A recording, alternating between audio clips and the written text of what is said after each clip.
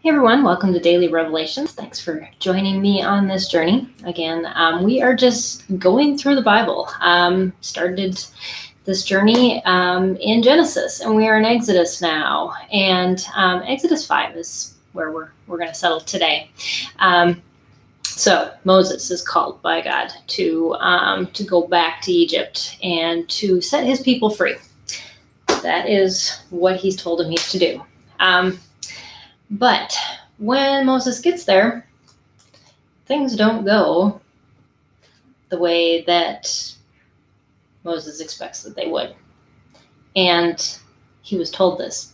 But it's so easy to lose track because we get so caught up in our circumstances that are happening right now.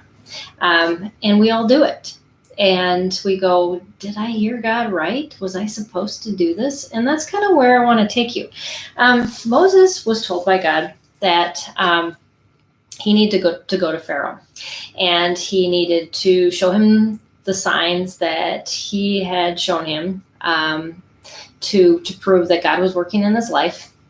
And then he was, I'm wondering if my mic is not working. It's kind of being weird. Hopefully it is. Otherwise, I'm going to have to redo this. But anyways, so what he is telling him is that he needs to go to Pharaoh and help his people be released. So the word that he gives to Pharaoh is, let my people go so that they can come worship me, because that's what they're supposed to do. So you would think that the words that God gave to Moses to give to Pharaoh would be what God wants to happen. It's not exactly it. Because before this, God had told Moses, he isn't going to do what you tell him to do. He's actually going to get angry. And in the end, I'm going to have to kill his son in order to prove to him that I'm God and he is not. I'm going to harden his heart. That really made me start thinking about some things that I've had going on in my own ministry, things that I know God has told me to do, words he's given me to speak, actions that he's asked me to take, and yet they seem sometimes like they're almost making things worse, just like in Moses's case. Not only was Pharaoh obstinate to what he asked, the people were given harder work to do, and they started grumbling not only against Pharaoh but against Moses and say, what are you doing? You were supposed to come save us, not make this worse.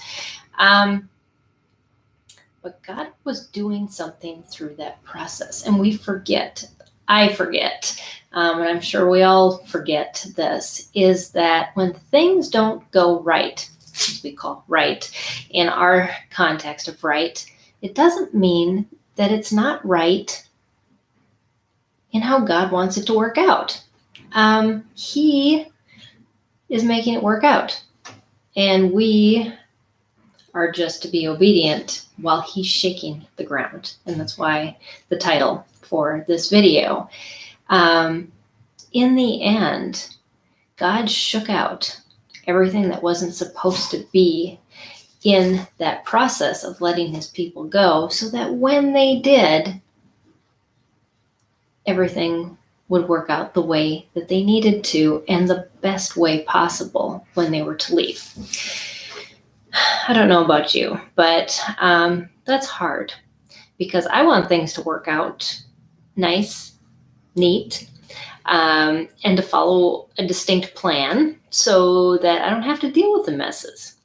But that often leaves a lot of extra stuff, baggage that I want to bring along that shouldn't be there. And I'm seeing that happen with some things happening in my ministry now. God has shaken out some people. He has shaken out a lot of plans. And what he has left is what I'm finding is what he wants to stay. And the rest was part of the process, the weeding process that needed to happen as I was being obedient and standing firm in him and he was shaking the ground underneath me. So he does this time and time again in our lives to say, you heard me right. Will you trust me? Will you be an example that I can work through you if you don't get in the way, and if you let go of the things I ask you to let go of, and if you allow me to deal with the people around you the way I know they need to be dealt with, not the way you think they need to be dealt with. And then, it all works the way God wants it to work, not the way we want it to.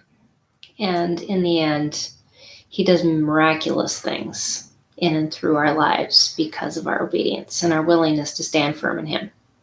So I hope that's an encouragement to you today from Exodus 5. Hope you're having an awesome Saturday, if it's Saturday that you're watching this video.